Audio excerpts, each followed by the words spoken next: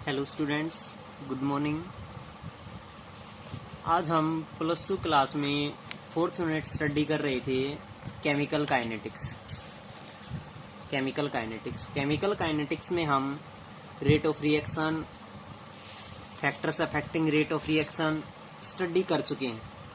आज हम स्टडी करेंगे dependence of rate on concentration of reactants, यानी जो रेट ऑफ रिएक्शन होती है, किसी भी रिएक्टेंट की कंसंट्रेशन होती है, वो किन किन फैक्टर्स पर डिपेंड होती है। यानी dependence of rate on concentration of reactants. क्योंकि जो कोई भी एक केमिकल रिएक्शन होती है वो मेनली किस पर डिपेंड होती है, रिएक्टेंट पार्टिकल्स पर डिपेंड होती है। अब रिएक्टेंट पार्टिकल्स पर क्यों डिपेंड्स होती है? क्योंकि जितने भी हमारे पास प्रोडक्ट क्रिएट होते हैं वो सभी प्रोडक्ट रिएक्टेंट से ही क्रिएट होते हैं। इसलिए जब तक हमारे पास रिएक्टेंट्स नहीं होंगे तब तक हम ये डिनोट्स नहीं कर पाएंगे कि उसमें कौन सी रिएक्शंस हमारे पास प्रेजेंट है, क्योंकि रिएक्टेंट से ही हमारे पास क्या क्रिएट होते हैं, प्रोडक्ट क्रिएट होते हैं। तो फर्स्ट है rate law and rate constant. Rate law and rate constant यानी रेट लॉ यानी जो हमारे पास रेट ऑफ रिएक्शन है वो किस नियम पर, कौन से लॉ पर डिपेंड्स है। एंड रेट कांस्टेंट, और कौन से हमारे पास रेट कांस्टेंट होते हैं क्या इसमें? As a chemical reaction proceed, जब कोई भी केमिकल रिएक्शन होती है, the concentration of the reactants, किसकी रिएक्टेंट्स, कंसंट्रेशन रिएक्टेंट्स की कीप ऑन डिक्रीजिंग। हम पीछे भी स्टडी कर चुके हैं कि रिएक्टेंट की कंसंट्रेशन लगातार डिक्रीज होती है और प्रोडक्ट की कंसंट्रेशन लगातार इंक्रीज होती है। इसीलिए हम जो रिएक्टेंट की कंसंट्रेशन थी उसमें माइनस साइन डिनोट्स कर रहे थे, जो प्रोडक्ट की कंसंट्रेशन थी उसमें प्लस साइन डिनोट्स कर रहे थे। माइनस का मतलब यहाँ पर रिप्रेजेंट था कि जो कंसंट्रेशन है रिएक्टेंट की वो डिक्रीज हो रही है, और प्रोडक्ट में प्लस साइन का मीनिंग है कि यहाँ पर प्रोडक्ट की कंसंट्रेशन इंक्रीज हो रही है। However, the rate of reaction is directly related to the concentration of reactants. However, फिर भी हम कह सकते हैं कि जो कंसंट्रेशन रिएक्टेंट की है वो डायरेक्टली किस पर डिपेंड होती है, रिएक्टेंट्स पर ही डिपेंड होती है, क्योंकि रिएक्टेंट से ही प्रोडक्ट क्रिएट होते हैं। द इफेक्ट ऑफ कंसंट्रेशन और the rate of reaction was first studied by Guldberg and वर्ग इन 1867। यानी सबसे पहले किसने स्टडी की थी? एक गुलबर्ग एंड वो नाम का कोई साइंटिस्ट थे, उन्होंने इसकी स्टडी की थी।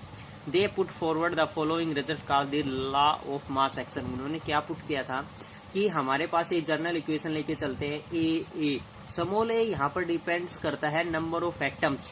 जो कोई भी हमारे पास रिएक्शंस है उसमें हम एलिमेंट्स या कंपाउंड ए या बी लेके चलते हैं, और स्मॉल ए और स्मॉल बी किसको डिनोट्स करते हैं कि उसके कितने नंबर ऑफ एटम्स प्रेजेंट है। क्यों? क्योंकि हमें यहाँ पर सिर्फ रिएक्टेंट से ही मेजरमेंट करनी है, क्योंकि रिएक्टेंट से ही हमारे पास क्या क्रिएट होते हैं, प्रोडक्ट क्रिएट होते हैं। तो प्रोडक्ट क्रिएट्स होने के हमने प्रोडक्ट लिख दी।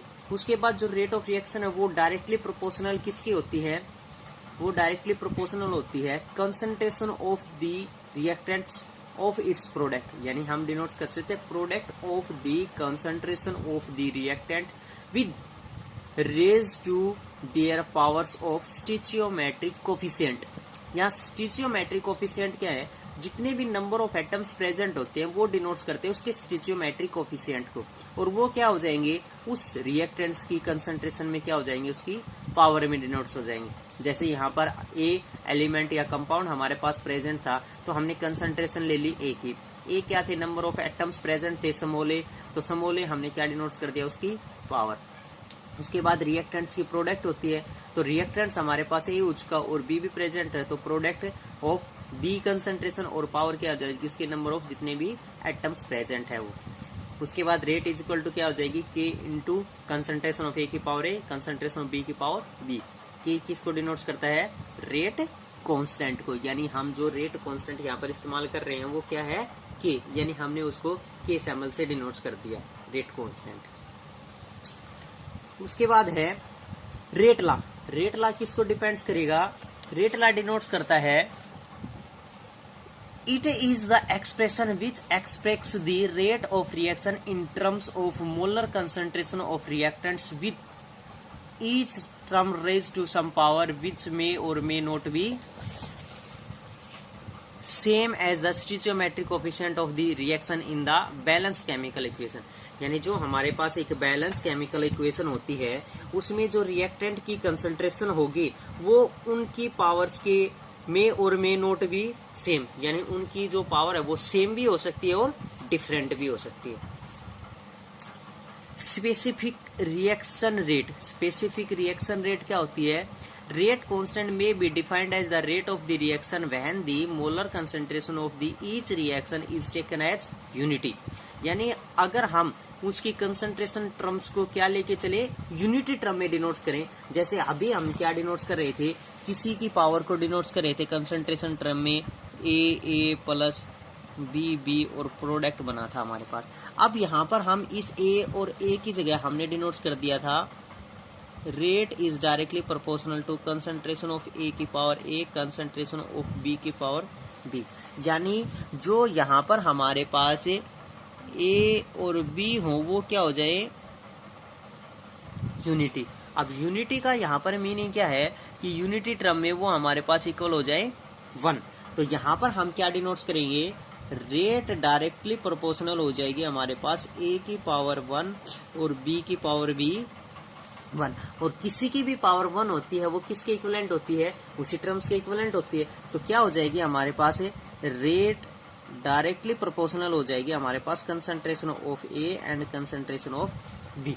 तो डायरेक्टली हमारे पास क्या हो जाएगी, अगर हम यूनिटी टर्म में डिनोट्स कर रहे हैं तो उनकी स्पेसिफिक क्या हो जाएगी, रेट ऑफ रिएक्शंस हो जाएगी। और रिएक्शन रेट को क्या कहेंगे हम, स्पेसिफिक रिएक्शन रेट।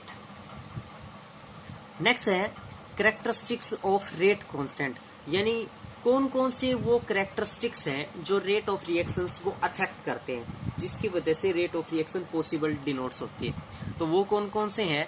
फर्स्ट है rate constant is measured of the rate of reaction, greater is the value of the rate constant, faster is the reaction. यानी हमारे पास रेट कांस्टेंट की वैल्यू जितनी ज्यादा होगी रिएक्शन उतनी ही फास्ट होगी। Each reaction has a definite value of the rate constant eight a particular temperature. For each reaction has a definite value, यानी ईच रिएक्शन के लिए, प्रत्येक रिएक्शन के लिए हमारे पास एक डेफिनेट वैल्यू होती है rate constant at the particular temperature.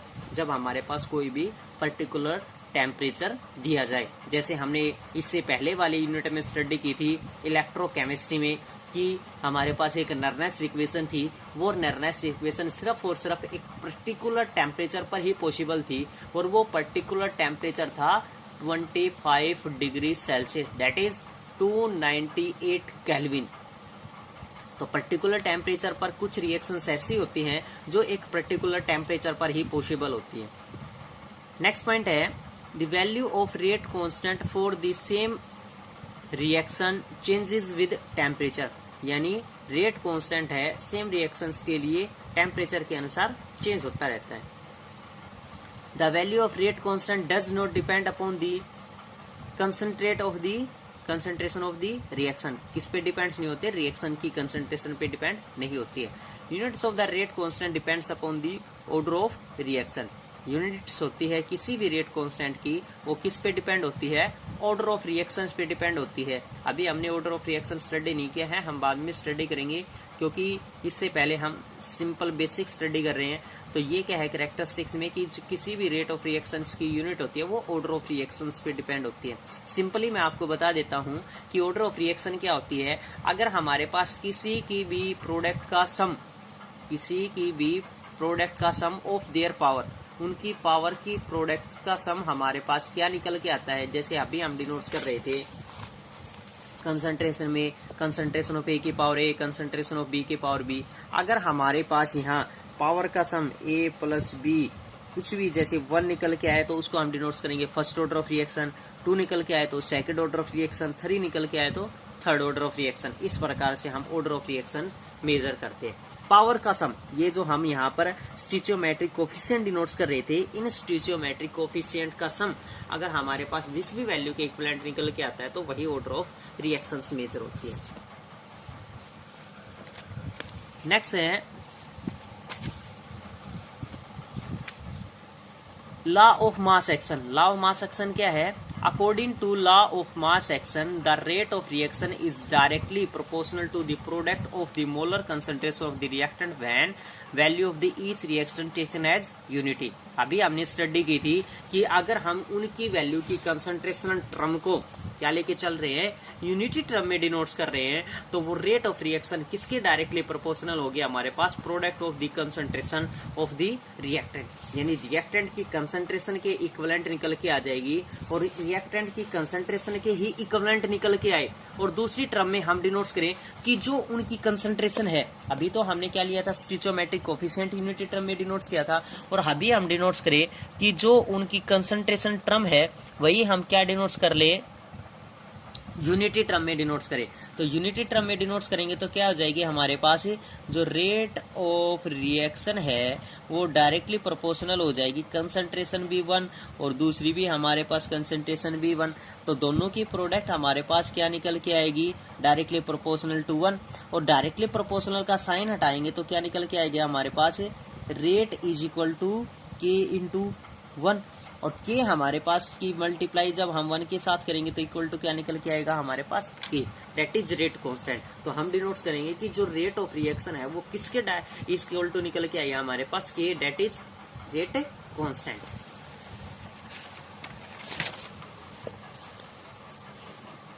उसके बाद है रेट ला एक्सप्रेशन। अगर हमारे पास कोई भी रेट ऑफ रिएक्शन है उसको हम किस तरीके से एक्सप्रेस करते हैं, according to this law, when concentration of the each reactants in a reaction is taken more than unity। देखो अभी तक हम लॉ ऑफ मास एक्शन में क्या डिनोट्स कर रहे थे, लॉ ऑफ मास एक्शन, ध्यान से स्टडी करना, लॉ ऑफ मास एक्शन में हमारे पास कंसंट्रेशन की स्टिचियोमेट्रिक कोफिशिएंट्स या कंसंट्रेशन होती है यूनिटी, और रेट लॉ एक्सप्रेशन में होती है मोर देन यूनिटी, यानी जो हम अभी पावर डिनोट्स कर रहे थे वो क्या होगी, मोर देन यूनिटी टर्म में प्रेजेंट होगी। जैसे हम डिनोट्स करें, according to this law, when concentration of each reactants in a reaction is taken more than unity, क्या होगी हमारे पास, यूनिटी टर्म से ज्यादा होगी, तब rate of reaction is directly proportional to the power of there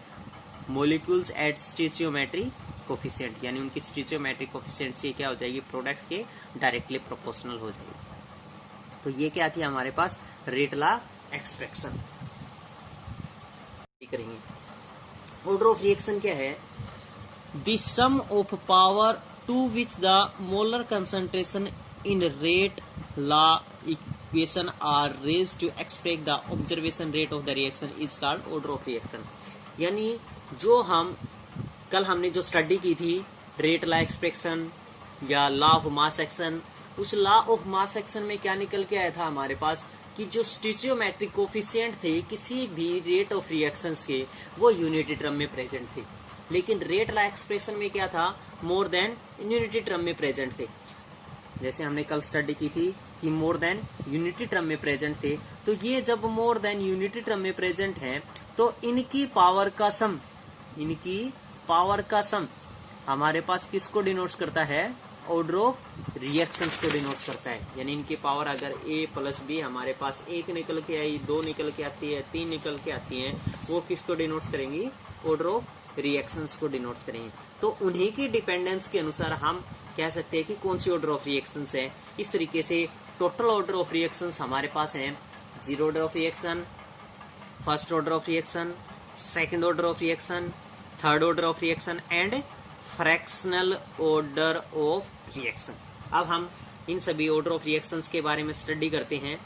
first है zero order of reaction. Zero order of reaction क्या है, the reaction is said to be zero order of reaction when they decomposition reaction takes place with the help of catalyst. यानी simply हम कह सकते हैं अगर हमारे पास जहां कहीं भी डीकम्पोजिशन रिएक्शन पॉसिबल हो रही है, जहां कहीं भी डीकम्पोजिशन रिएक्शन होगी with the help of the catalyst, किसके प्रेजेंस में, किसी कैटालिस्ट की प्रेजेंस में पॉसिबल होगी, उस रिएक्शंस को, उस ऑर्डर ऑफ रिएक्शंस को हम कहेंगे जीरो ऑर्डर ऑफ रिएक्शन। जैसे यहाँ पर है 2NH3 that is N2 plus 3H2, यहाँ पर हमारे पास पावर क्या है NH3 की 0, तो हम डिनोट करेंगे जीरो ऑर्डर ऑफ रिएक्शन। तो जहां कहीं भी decomposition reaction takes place in a chemical reaction, that order of reaction is said to be zero order of reaction. Next है first order of reaction. First order of reaction क्या होगी? First order of reaction is a reaction when decomposition without help of catalyst, यानी जब हमारे पास decomposition reaction हो लेकिन उसमें किसी भी प्रकार का कोई भी कैटालिस्ट प्रेजेंट ना हो, किसी भी प्रकार का कोई भी कैटालिस्ट प्रेजेंट ना हो, वहां पर हमारे पास ऑर्डर ऑफ रिएक्शन होगी फर्स्ट ऑर्डर ऑफ रिएक्शन. जैसे NH4 NO2 ammonium nitrate decompose हो रहा है without the help of catalyst N2+H2O.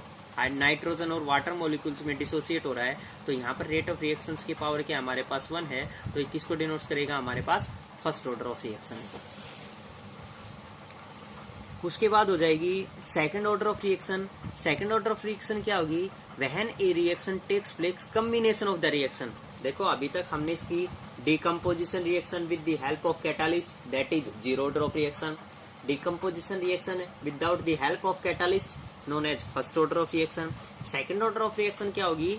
When a reaction takes place combination of the reaction. जब हमारे पास क्या है, कोई भी कॉम्बिनेशन रिएक्शन हो रही है, वहां पर हमारे पास क्या होगी?